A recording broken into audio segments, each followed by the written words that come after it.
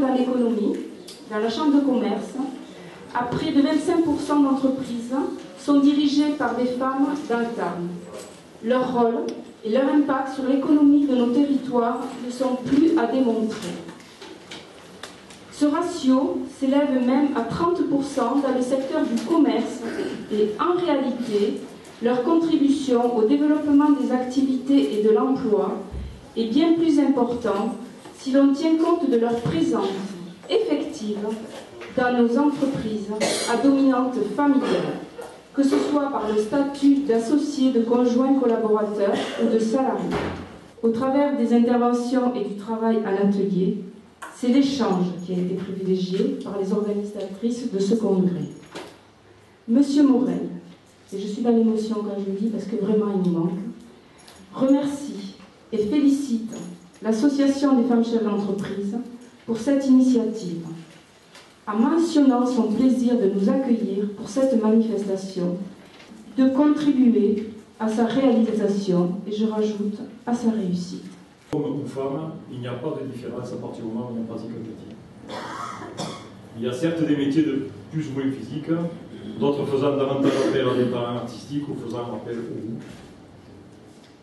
Mais la place de la femme, elle est de l'ordre de 21% au niveau national dans l'artisanat et au niveau départemental, on est pire à 21% aussi. Il y a au total 1643 femmes chefs d'entreprise et 312 conjoints collaborateurs inscrits au répertoire des métiers. L'année dernière, il y avait une femme chef d'entreprise qui a été primée et elle a été primée au niveau de la gestion des ressources humaines. Et en fait, dans son discours, elle nous a dit que dans une entreprise artisanale, surtout quand on est une femme, on ne gère pas les ressources humaines. On gère avant tout des relations humaines. Et c'est là toute une autre dimension.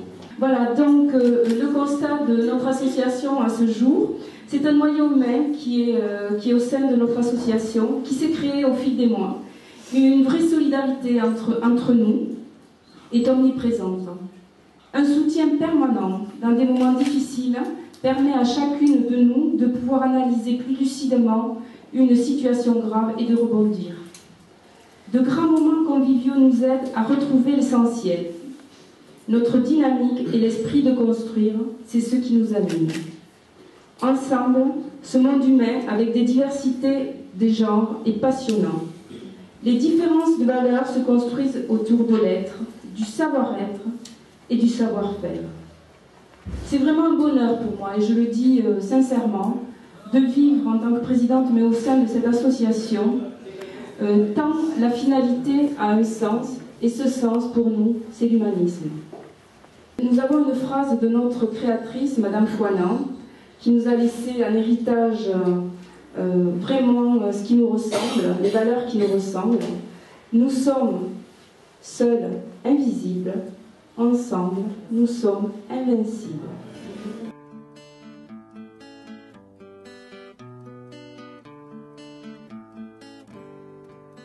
Yesterday was a day like always. Of course you argue when as usual you swallowed her tears. 'Cause what can you do after 7 years love? You ask yourself why you can't love like two reasonable people.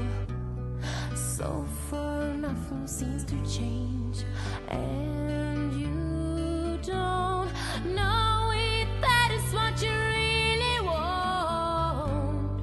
Should you step out? You don't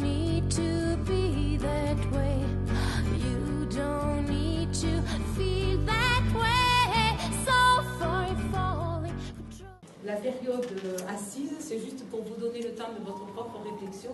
Et ensuite, vous verrez que quand vous aurez terminé, chacune ou chacun viendra lire son post-it. On vérifiera que l'ensemble du groupe comprend ce qui a voulu être exprimé, sans dire « je suis d'accord, je ne suis pas d'accord ». On ne va pas débattre. Quels sont les facteurs clés de succès? Donc l'implication de tous les acteurs avec des échanges et la participation de chaque personne à son poste, puisque chacun peut faire augmenter son niveau. Et les facteurs de risque, ce sont les personnes qui sont opposées à ce changement et qui sont souvent des freins. Et ensuite, quels sont les outils techniques et financiers humains à mobiliser?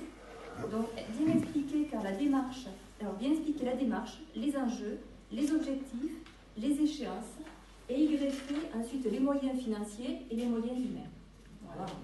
On a presque la phrase clé de la démarche. En facteur de risque, essentiellement une mauvaise communication, peut engendrer une non-compréhension de l'innovation. Et les outils techniques, je dirais que c'est le management participatif et motivationnel, qui est une piste d'innovation dans le management. Donc les facteurs clés, pour moi, c'est la formation des équipes, la valorisation humaine et la montée en compétence des collaborateurs. Voilà. Alors les facteurs de risque, j'ai mis le problème d'équipe, problème économique, problème financier, et quelqu'un a dit en fait c'est de déborder du cadre en fait. Problème de l'innovation quoi. Je n'ai pas trop su comment. Ouais, tu vas voir, formulation. On a plusieurs idées. Ouais, c'est ça difficile à trouver.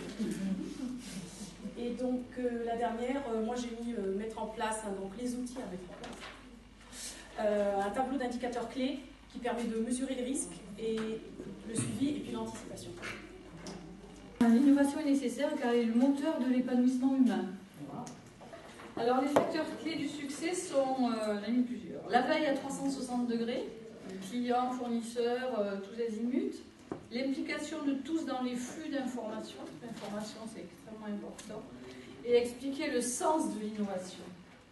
Quels sont les facteurs de risque? Moi, j'ai dit le risque réside peut-être dans la non-innovation. Quels sont les facteurs clés du succès? Je suis partie toujours un petit peu sur ce même concept. C'était répondre à un besoin, que ce soit le consommateur, le prix, le produit. C'était vraiment que l'offre soit en adéquation avec le marché et que ça rencontre un public. Les facteurs de risque, je me suis plus centrée sur la marque. Parce que modifier trop le produit initial, ça risque de le dénaturer, qu'il ne soit plus du tout en réponse à son marché actuel.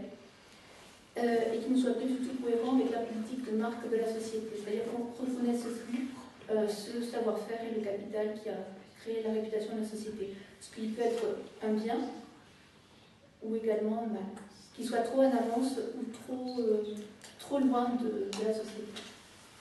Donc l'innovation était nécessaire et pourquoi? Donc moi j'ai marqué qu'elle était indispensable. Pour moi dans mon secteur c'est pour faire la différence, c'est vraiment permettre une évolution du produit. C'est pour me démarquer des autres agences, c'est vraiment indispensable au jour d'aujourd'hui.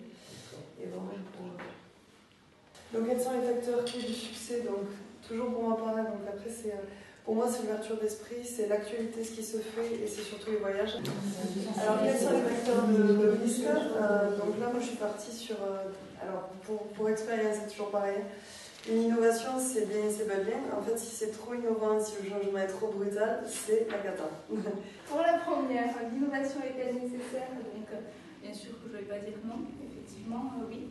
Alors, comme je pense Camille, j'ai mis effectivement s'adapter à la demande et être beaucoup plus concurrentiel. Je pense que c'est un petit peu le mal de la France à l'heure actuelle, c'est d'être concurrentiel et d'avoir des produits innovants.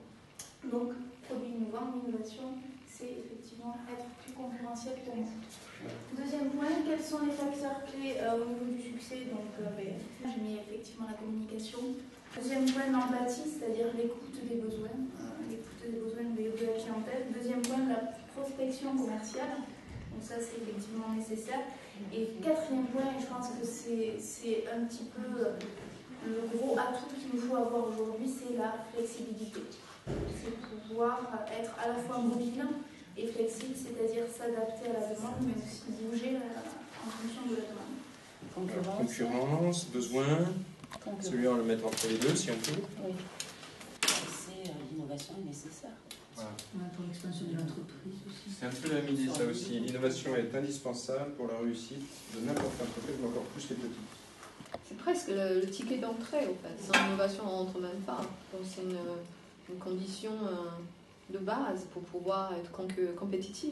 On va exister. Même si c'est pour faire exactement le même produit, mais qu'ils arrivent à le faire 20% moins cher, je suis désolé, derrière, il faut quand même se creuser un peu les ménages. Absolument. Non, c'est la gestion, c'est pas l'innovation. Quels sont les outils techniques, financiers, etc. Parce que là-dessus, je pense qu'il y avait un accord quand même relativement fort. Donc ça nous permet d'avancer plus vite. Voilà. Donc là, il y avait le réseau, la notion de réseau, de bien s'entourer. Oui. Se revenir sur les Tout à fait. Les réseaux sont un atout pour le chef d'entreprise. L'équipe interne, les compétences. Voilà, représentant de toutes les générations aussi, on peut le mettre dans le réseau. Il y avait aussi tout un axe autour de l'humain, de l'équipe, de la motivation, etc. Se faire coacher dans vos aussi, présentations. c'est pareil, on peut le mettre dans le réseau aussi, je pense. Là, trouver les bonnes personnes.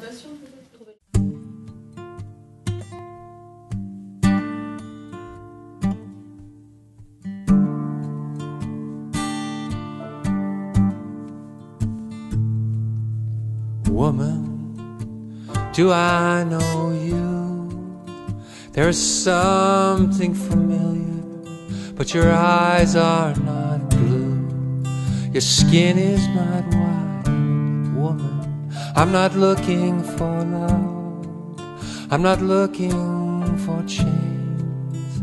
Just a place to lay down for an hour. Je vous remercie à toutes et à tous d'être là et d'avoir vécu cette journée intense avec sourire et bonheur. C'est ce que j'ai ressenti. Merci à vous tous, bonne soirée. I shall regret, but woman, if I ask for a kiss, would our blood run freely in ecstasy?